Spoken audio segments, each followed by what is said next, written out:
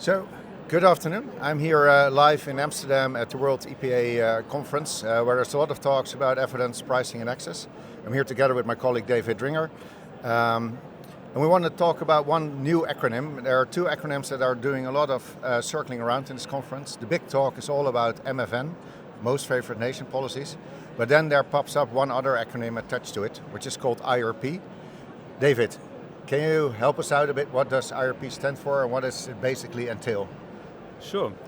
So IRP stands for International Reference Pricing, and it's a mechanism, an approach used by many countries to reference other countries to what they pay for a particular drug. And so you end up with a matrix of countries referencing each other. There are certain rules attached to that are very country specific in terms of which countries are being referenced, at what time point.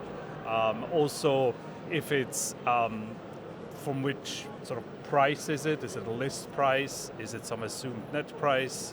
Rebates, are they included, excluded? There's also some complexities about re-referencing, right? They might do it several times along the product life cycle. And then it is also the difficulty around informal and formal referencing, right? The formal being more easier to sort of model and to follow, and the informal something that's a bit more challenging. And that's indeed, it's good that you mentioned that, because when I heard it, I thought that should be easy. As you say, there's a matrix and countries are connected and you just put it in a model and you get the results. But indeed, it's probably not all inputs are very clear or formal and more informal. That makes it very challenging to do it. Absolutely. So it's the formal ones, they are, I think there the challenge is to keep up to date because countries do change the rules slightly. And then for the informal one, they really need to rely on experience, right?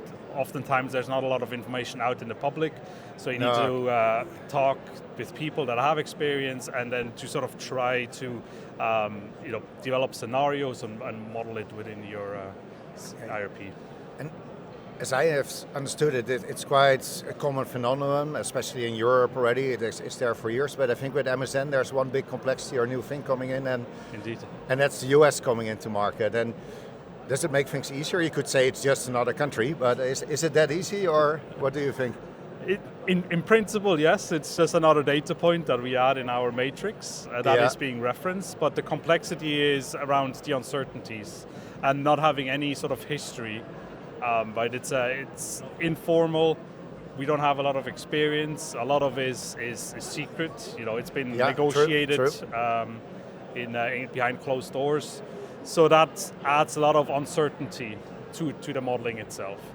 Yeah, and I think also when I was thinking of what I've heard is like you have the deals, but you also have that generous model, a card model, a globe model.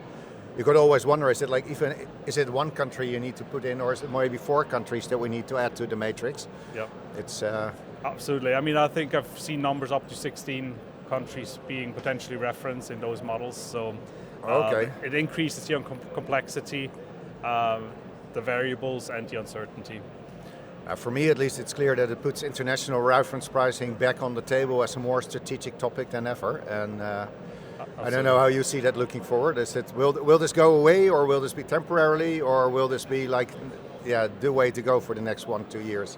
I mean, my personal opinion is I think it's here to stay in some shape or form, even if the presidency changes. I think it's not something that will just go away. Also, looking at historically, many other countries, they are using it for decades. It's been around for decades.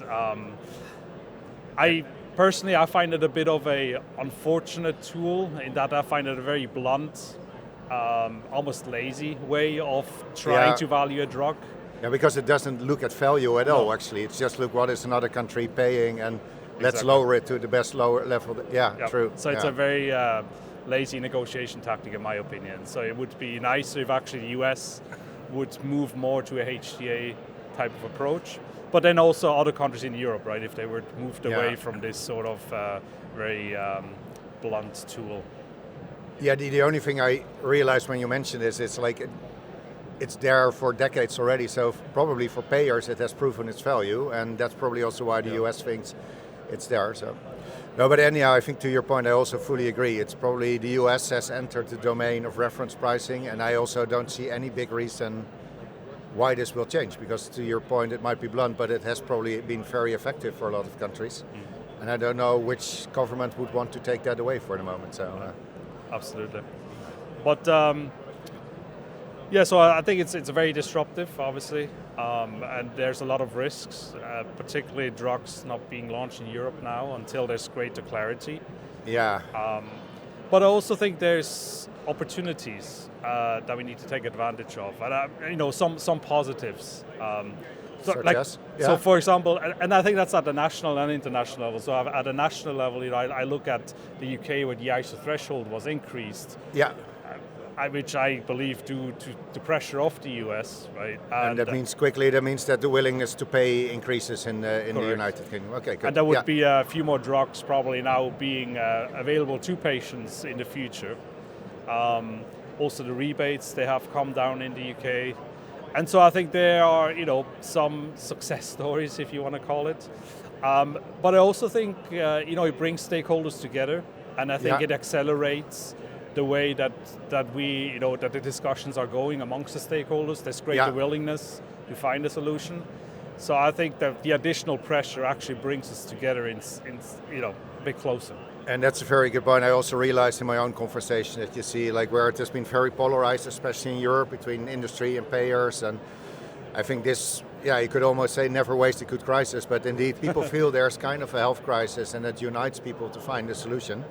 Because indeed I feel people are united in the countries to make new treatment options available for patients. So if that's the common theme, let's work together to indeed in Europe probably cope with and find opportunities to deal with the impact of this reference pricing. And maybe be able to improve the situation, maybe make Europe even more attractive. Instead of just defending the status quo, maybe there's an opportunity to go a step further and actually make it even more attractive, and then also for countries that are currently not high on the priority list in Europe, right? I mean, we get reminded every year from the FPR weight report, inequality across Europe. I mean, there's countries for years have been, not paid much attention to. And so hopefully with more reforms, and there is actually an opportunity for them also to move up on the scale of attractiveness. Good point. I didn't think of that, but thanks, David. It was very good to have a little bit of an overview of IRP and also see indeed that there are also opportunities, because I think a lot of the discussions about threat. So I'm happy that you ended on a positive note there. So much appreciated. Thanks, Casper.